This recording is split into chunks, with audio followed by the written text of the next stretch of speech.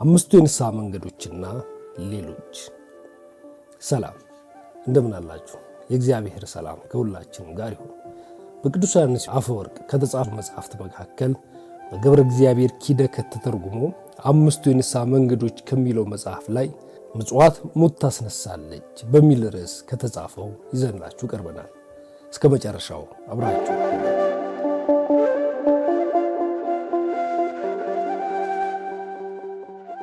ምጽዋት ስርየተ ኃጢአት ትሰጣለች፣ ሞትንም ቢሆን ታርቃለች።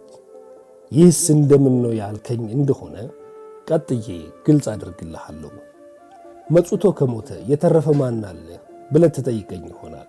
ወዳጅ ሆይ ምጽዋት ሞትን እንድታርቅ ኃይል ጉልበት እንዳላት በእውን ከተደረገ ታሪክ ተነስቼ እነግርሃለሁና የምነግርህን ነገር አትጠራጠር። ጣቢታ የምትባል አንዲት ሴት ነበረች። መልካም ሥራን የሞላባትና ምጽዋትን የምትወድ በዚህም ለራሷ መዝገብ የምታከማች ነበረች። ለመበለቶች ልብስና የሚያስፈልጋቸውን ሁሉ ትሰጣቸው ነበረ። ከዕለታት አንዱ ቀን ግን ሞተች። አሁን ደግሞ እነዚያ እርሷን ስትረዳቸው የነበሩ መበለቶች በየትኛው ሰዓት ብድራቸውን እንደከፈሉ ተመልከት። መጽሐፍ ቅዱስ እንደሚነግረን መበለቶች ወደ ቅዱስ ጴጥሮስ ሄዱ። ጣቢታ የሰጣቻቸውን ልብስና ሌላውን ሁሉ አሳዩት። ከእነርሱም ጋር በሕይወት ሥጋ ሳለች ምን ታደርግላቸው እንደነበረች ነገሩት።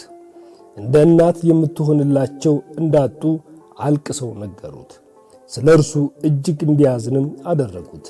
የተወደደ ጴጥሮስ ምን አደረገ? ሁሉን ወደ ውጭ አውጥቶ ተንበርክኮ ጸለየ። ወደ ሬሳውም ዘወር ብሎ ጣቢታ ሆይ ተነሺ አላት።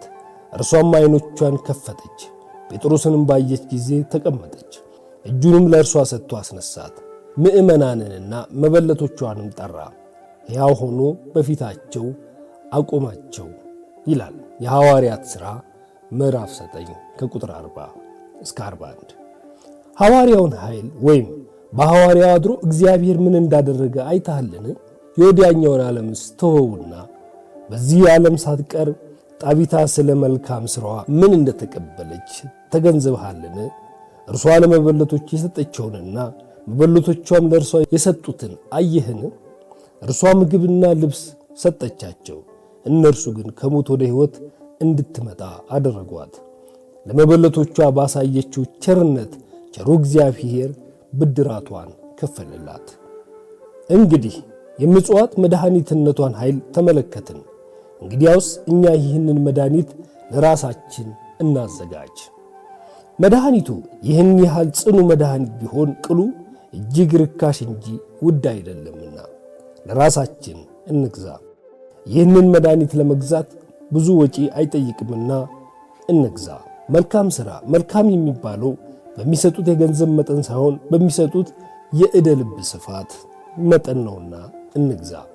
አንድ ሰው አንዲት ኩባያ ቀዝቃዛ ውሃ ሰጥቶ እጅግ እንደሰጠ የሚቆጠርለት እግዚአብሔር ከእያንዳንዳችን የሚሻው ወደንና ፈቅደን የምንሰጠው በጎ ፈቃዳችንን መሆኑን የሚያሳይ ነውና ይህንን እንግዛ።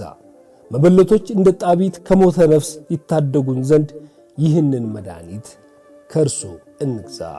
ተወዳጆች ሆይ እስኪ ልጠይቃችሁ፣ አንድ ሰው የተጣራ ወርቅ ልሰጣችሁ እመጣለሁና የሆነ ቦታ ላይ ጠብቁኝ ቢላችሁ ምን ታደርጋላችሁ?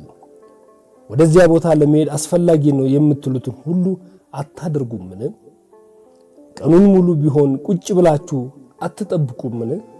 እግዚአብሔር እሰጣችኋለሁ ያላችሁ ግን አንዲት ወይም 10 ወይም 20 ወይም 100 ወይም 1000 ቅንጣት ወርቅ አይደለም፣ ወይም ምድርን ሁሉ አይደለም። ከዚህ ሁሉ የሚበልጠው መንግሥተ ሰማያትን እንጂ። ከዚህ የሚበልጥ ስጦታ ታዲያ ምን አለ? ይህንን ስጦታ ለማግኘት የማይደክሙ ሰዎች እንደምን ያሉ ምስኪኖች ናቸው!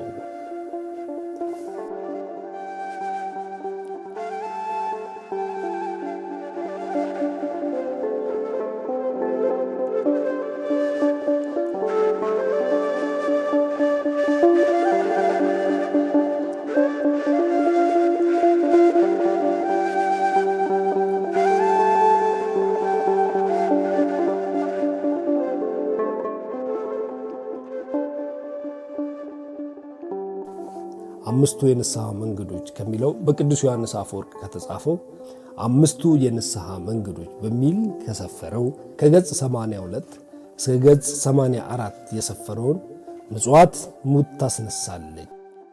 አብራችሁን ስለሆናችሁ ከልብ እናመሰግናለን።